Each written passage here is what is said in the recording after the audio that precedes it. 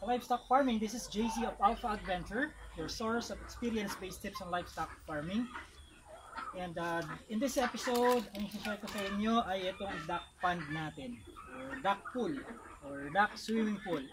So nasa ano to, pagka kinombine natin yung bilang ng Cherry Valley SM3 heavy pecking ducks, Muscovy ducks, smaller ducks, tsaka mga hybrid na ducks, nasa mga 120-130 to. 120 to 130 heads. Hindi pa kabilang yung mga pabo. Nagawi lang yung mga pabo dito. Meron silang separadong area. No? So, itong pond natin, itong duck pond, dahil may mga nagtatanong sa inyo kung paano daw ginawa ang pond, ano ba sukat niya, measurement niya, gaano kalalim ang tubig, saka paano lumalabas ang tubig, gaano katagal punuin to. Yung mga tanong na yan at marami pa sasagutin ko sa video na to. So, habang hindi nakikipagsabayan sa akin sa ingay itong mga bibi na to, ugali kasi yan, pag nagre-record ako, pag narinig ang boses ko, sasabayan nila. Pag tumigil ako para manahimik sila, titigil naman. Pero pag narinig ako, sasabay ulit. So, samantalahin natin.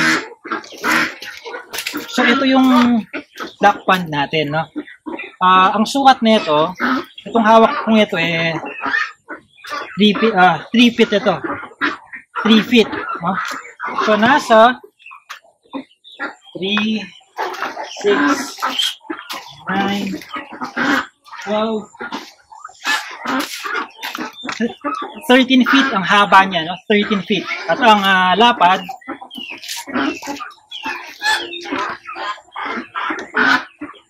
so nasa 6 feet ang lapad niya. So 13 feet ang length, 6 feet ang width, at ang kanyang height ay 1.5 feet.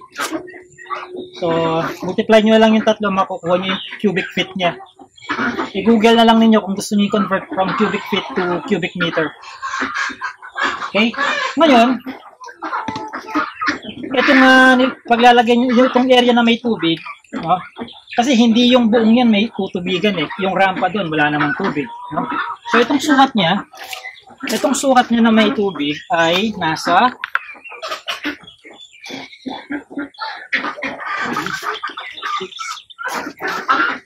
8 feet yung length. So out of 13 feet na haba, 8 feet yung parte na may tubig. Yung width naman niya na may tubig ay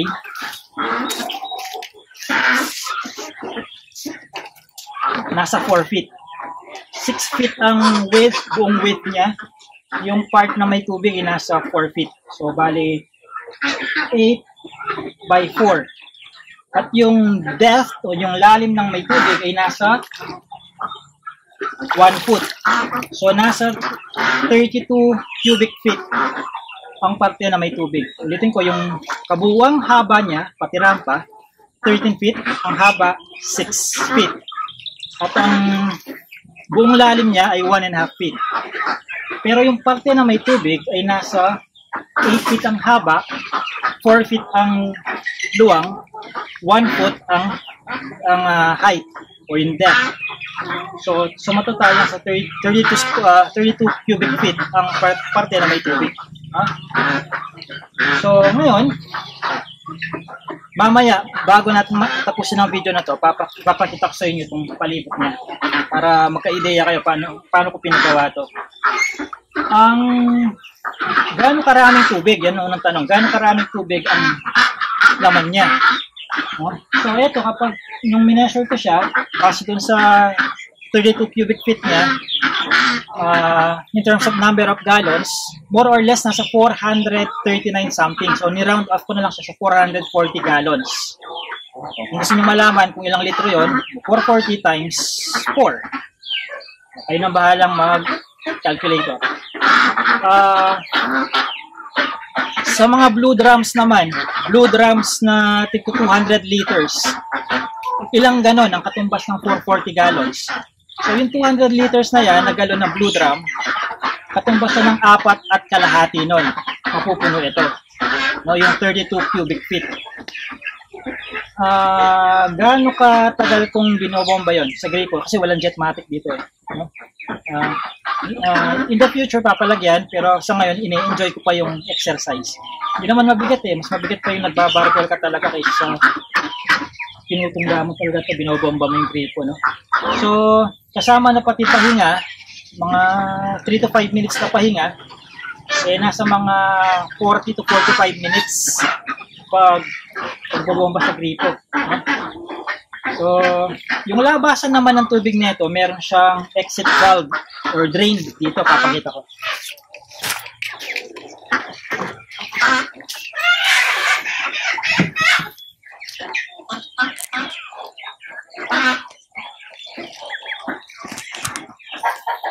Nandito yung exit valve niyan eh. Ayan siya. So, pag i-drain, bubuksan dyan, lalabas dun sa, hindi pa tapos tong area na to. Ito palang area ng mga bibi namin. No? Nasa, more or less, 110 to 120 square meters yan. Ayan ang gripo. So, 110 to 120 square meters ang area na to. Hindi pa fully developed to, no? Kasi ang gagawin dito, tatambakan dito, papalatadahin ng yung flooring niya para mas malinis. And then tataas siya. So lalabas na yung pag-drain siya dito, lalabas na dun sa bukid sa likuran yung ano. Sa kasalukuyan kasi mas mababa itong loob kaysa dun sa palayan. So kahit binutas na dun, hindi pa rin maka-exit ang tubig. Pero yun ang plano dito. So hindi yan ang final output natin. Syempre alam naman natin yun. Pero yan ang tsura ng duck pond natin, na. So bakit meron siyang ganito? Ayan, you might want to ask. Para yung mga bibe, kapag after nilang lumangoy, pwede silang umahon dito, na. Pwede silang umahon, mas madali yung pag-ahon nila. Lalo na yung mga maliliit na bibe. O, yan sila, oh. Yan sila, dyan sila naliligo. Ito yung rampa. Mga nasa 3 feet to by 6.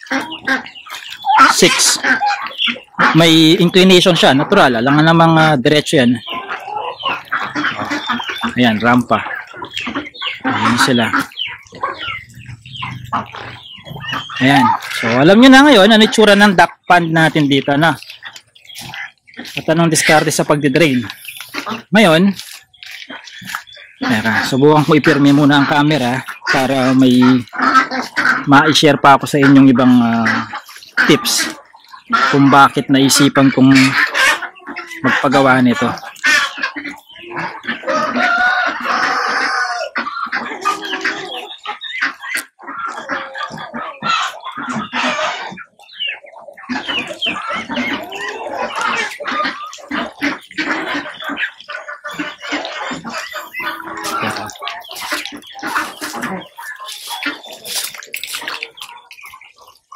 Ayan. So I just wanted to make sure nakita ako sa camera. Ayan. So anong dahilan bakit tayo nagpagawa nito? Nagpagawa tayo ng duck pool kasi based on my observation. Ito based on observation-based application, no? Mas ganadong magkastahan ang mga Cherry Valley SM3 heavy Peking ducks namin, particularly sila, no? Kapag nakapag-swimming sila. Dati kasi mga palangganang 2-3 ang swimming pool nila eh. May hitsang daan to. Pag sinakyan ng 10, madumi na, nagpuputik na. May kaswel lakyan na. Kaya ipinanganak ang idea na to, swimming pool nila. So mas mabilis silang, parang napapadalas ang pagkasta nila. Lalo na nung summer, kainitan ng panahon, no? Kapag nag-google kayo, ginugol nyo, benefits of having a duck pond.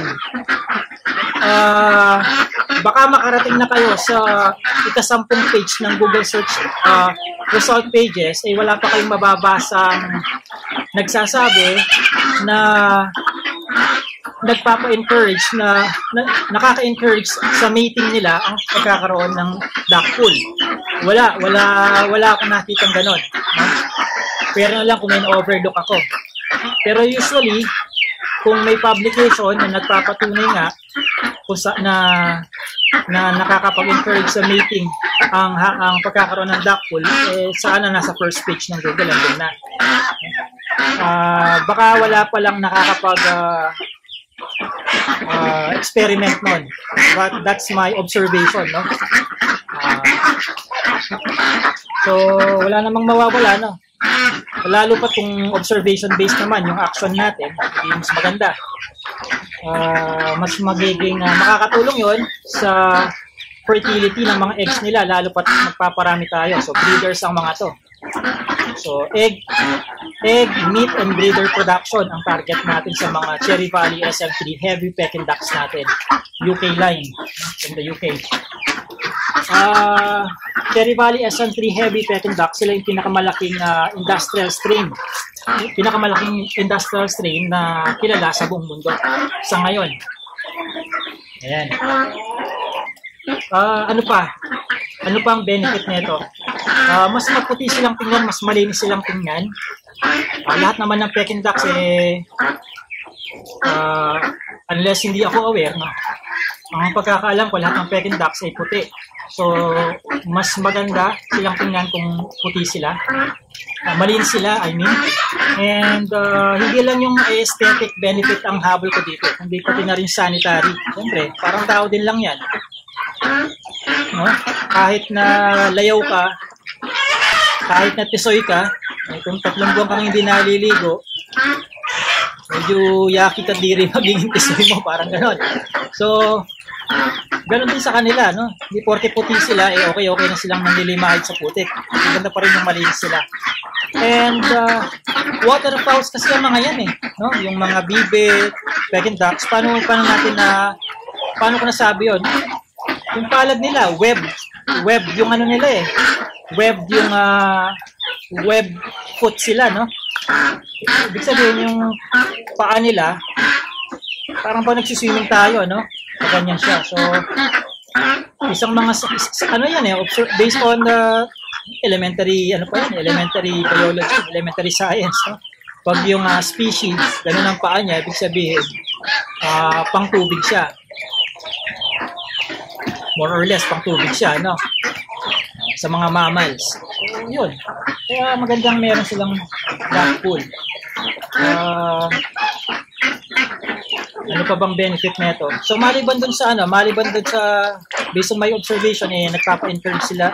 Ito, it encourages mating sa kanila. Nagiging mas malinis sila. Ayan.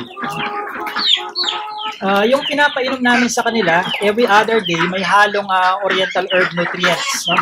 Ilalagay ko yung link dito about sa Oriental Herb Nutrients para mapanood nyo mamaya. Soon, magbebenta ako ng isang special formula na may ingredient na hindi ko nabanggit sa video yung sinabi ko kanina. So, yun ang ibebenta natin. Sa mga gustong matry din kung anong ginagamit namin sa Alpha Adventure na Oriental Herb Nutrients that boosts the immune system ng mga alaga, hindi lang bibe, kundi pati mga manok, pabo, bengala, kambing, etc.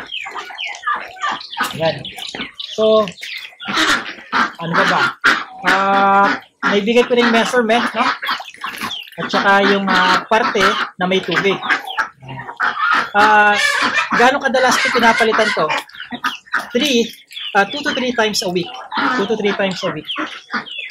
Another benefit pa pala, itong tubig na to, napakagandang pandilig kasi syempre may dumi nila to. Dito na rin sila dumudumi, yung mga naliligong bibe. Napakainam na pandilig to, may fertilizer Ang tawag yata doon fertigation. Irrigation na may fertilization. Fertigation. So, kung may mga halaman kayo sa farm, magandang gumawa kayo ng irrigation system na kung saan magagamit nyo ulit ito. Reuse ang tubig. Kung wala pa namang pondo para sa irrigation system sa garden niyo sa farm, pwede timba. No? Timba.